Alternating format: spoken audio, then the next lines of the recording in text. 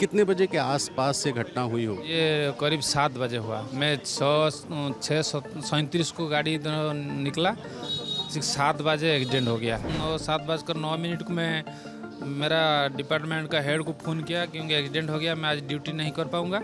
और मेरा ज़्यादा चोट नहीं हुआ लेकिन बहुत बड़ा हादसा हो गया। कैसे कि पहले ट्रेन कोरोमंडल डिरेल्ड हो गया। मैं था जिस टाइम वो राइट साइड को डिरेल होके पूरा तख्ता से निकल के वो जो कंकड़ का ऊपर चलने लगा, बहुत जोर से आवाज़ आया। तब तक वो ब्रेक नहीं लगाया था। फिर ऊपर गया ये ट्रेन बोगी, ऊपर जाने के बाद 2 से 3 निकल के फिर नीचे आया। नीचे आने के बाद भी मैं पकड़ा था, फिर उसको बिजली कुछ नहीं था। फिर तुरंत और दूसरा धक्का आया, फिर दूसरा ट्रेन आके उधर से मारा तो हमारा बोगी पलट गया। आप उसी वाले में थे जो मालगाड़ी के ऊपर चढ़ गए? हाँ, उसी में था। मेरा वो पीछे एक बड़ा बैग था, उसमें पानी बोतल और टिफिन विफिन था और एक रेनकोट था। और रेनकोट और बैग मेरे को समझ लीजिए बचा लिया।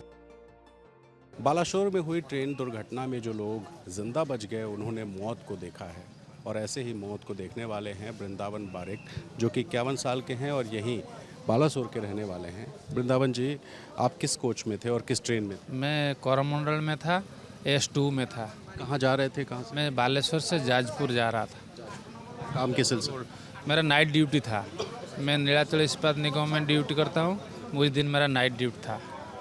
कितने बजे के आसपास से घटना हुई हो? ये करीब 7 बजे हुआ। मैं 6:37 को गाड़ी इधर निकला, 7 बजे एक्सीडेंट हो गया।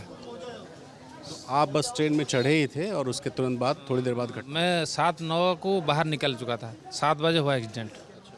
क्योंकि 7:09 को मैं मेरा डिपार्टमेंट का हेड को फ़ोन किया क्योंकि एक्सीडेंट हो गया, मैं आज ड्यूटी नहीं कर पाऊँगा। और मेरा ज़्यादा चोट नहीं हुआ लेकिन बहुत बड़ा हादसा हो गया। मैं थोड़ा कुछ आदमी को तब 2-3 आदमी को निकाल चुका था। और बाहर का जितना आजू बाजू में NGO मेरा जान पहचान लोगों को मैं फ़ोन कर दिया था, इधर आ जाइए, थोड़ा हेल्प चाहिए बहुत। वो लोग भी आया। और मैं लेकिन एम्बुलेंस में नहीं आया। मैं थोड़ा टाइम का बाद मेरा एक रिलेटिव मेरे को लेके आके हॉस्पिटल में थोड़ा फास्ट एड करा के फिर मैं घर चला गया था। क्या हुआ था? मेरा यहाँ एक चोट लगा था और हाँ यहाँ प्लस इधर एक थोड़ा ज़्यादा चोट नहीं हुआ था लेकिन डॉक्टर का सलाह से मैं फिर थोड़ा दर्द हो रहा था तो बोले कि CT स्कैन करा लीजिए। ये सिटी स्कैन? आप ब्रेन का CT स्कैन है। ये बताएं, उस दिन क्या क्या हुआ था, आपने क्या देखा? एक्चुअली उस दिन ट्रेन एक्सीडेंट होने से जब हुआ उसका 2-3-4 सेकंड पहले मेरे को पता चल गया कि कुछ होने वाला है। कैसे कि पहले ट्रेन कोरोमंडल डिरेल्ड हो गया। मैं था जिस टाइम वो राइट साइड को डिरेल होके पूरा तख्ता से निकल के वो जो कंकड़ का ऊपर चलने लगा, बहुत जोर से आवाज़ आया। तब तक वो ब्रेक नहीं लगाया था। तो मैं उस टाइम ज़बरदस्ती जो पकड़ लिया। उसका बाद तुरंत जाके मालगाड़ी का ऊपर धक्का मारा। फिर ऊपर गया ये ट्रेन बोगी, ऊपर जाने के बाद 2 से 3 निकल के फिर नीचे आया। नीचे आने के बाद भी मैं पकड़ा था, फिर उसको बिजली कुछ नहीं था। फिर तुरंत और दूसरा धक्का आया, फिर दूसरा ट्रेन आके उधर से मारा तो हमारा बोगी पलट गया। आप उसी वाले में थे जो मालगाड़ी के ऊपर चढ़ गए? हाँ, उसी में था। हाँ, मेरा चढ़ गया लेकिन मैं जब निकला हमारा 6-7 आदमी और बचा है। बाकी और सब मतलब पूरा नीचे पड़ा हुआ है। किसका हाथ कट गया, किसका पैर कट गया, कहाँ से यहाँ ब्लड निकल गया, ऐसा हुआ। वो देख के मैं मतलब इतना धैर्य नहीं धर पाया। फिर उसके बाद तो इमरजेंसी खिड़की खुल के हम निकला और 2-3 आदमी आया।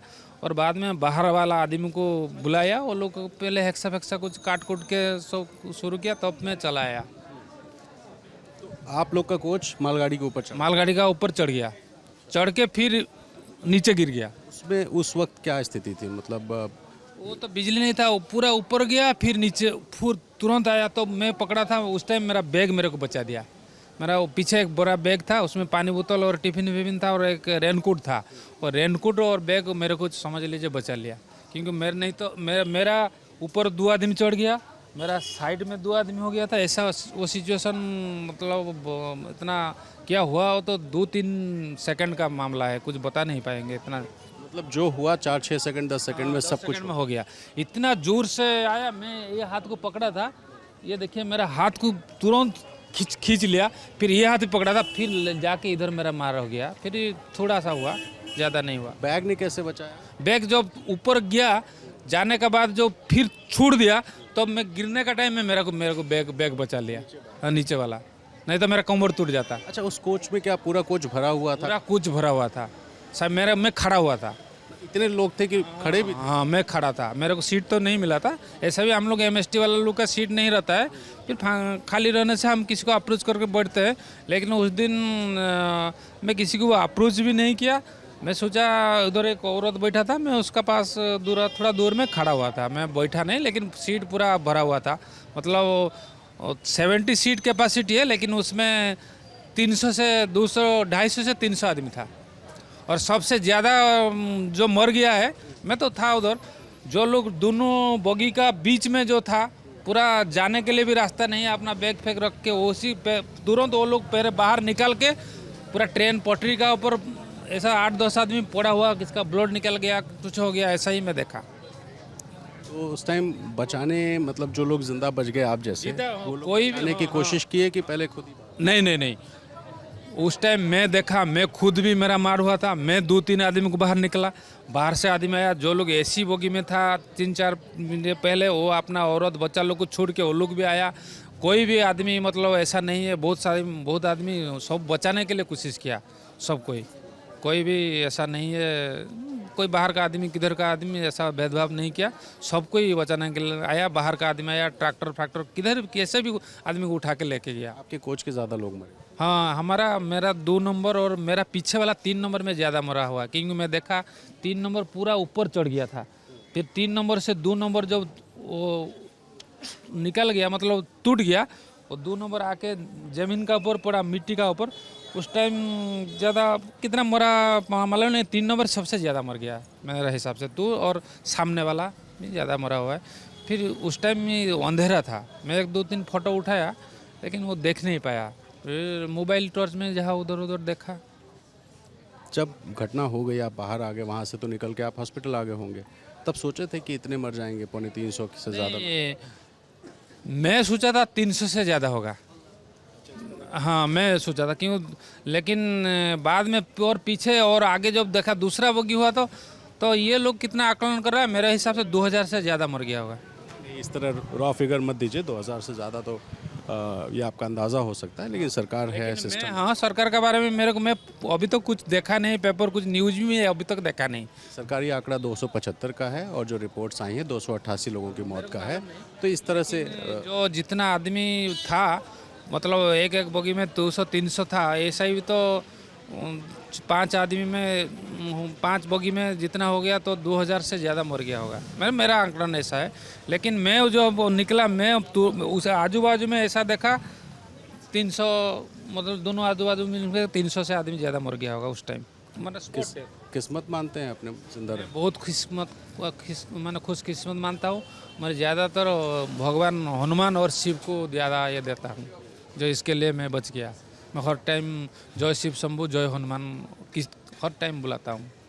मैं इसलिए मानता हूँ भगवान मेरे को बचा लिया। अब ट्रेन में चढ़ने में डर लगे?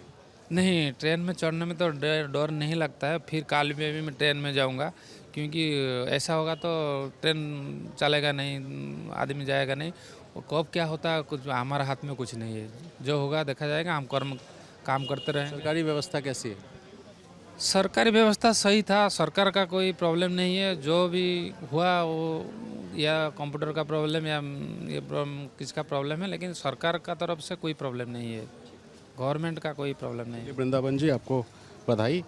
तो वृंदावन जी हैं, हालांकि इन्होंने एक डेटा बोला है कि 1500-2000 लोग मरे होंगे। उस पर यकीन मत कीजिएगा, क्योंकि जब आदमी घटना में कुछ देखता है तो उसको अंदाज़ा लगता है कि बहुत बड़ा है, निश्चित तौर पे बड़ा है। 250 से 300 के बीच में जो मृतकों का आंकड़ा है, और इतना बड़ा आंकड़ा है। लेकिन किस्मत से, भाग्य कह लीजिए, जो भी कह लीजिए, लेकिन वृंदावन जैसे कुछ लोग बचे हैं। और ये लोगों ने जो कहानी बताई कि जब घटना हुई तो 4 से 6 सेकंड या 10 सेकंड के अंदर जो होना था वो हो गया।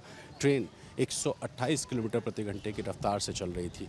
अचानक वो मालगाड़ी से जा टकराती है। टकराने के बाद चूँकि मालगाड़ी में आयरन ओर भरा हुआ है तो वो बहुत वेट वाली गाड़ी है, इस वजह से जो पीछे पैसेंजर ट्रेन है यानी कि कोरोमंडल एक्सप्रेस वो मालगाड़ी के ऊपर चढ़ जाती है और छिटक करके जो डब्बे हैं वो बगल की पटरी पर जाते हैं।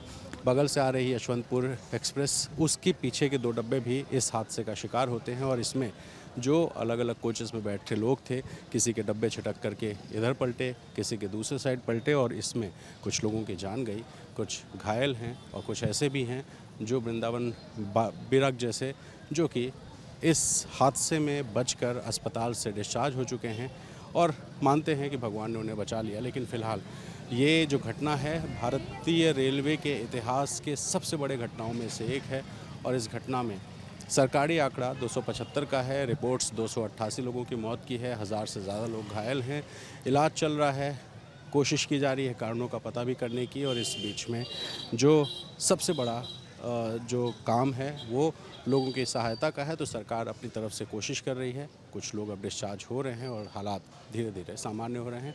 ग्राउंड ज़ीरो से रणवीर जेरी के साथ कोरोमंडल एक्सप्रेस दुर्घटना के इस कहानी को बयां करते हुए बालासोर, उड़ीसा से।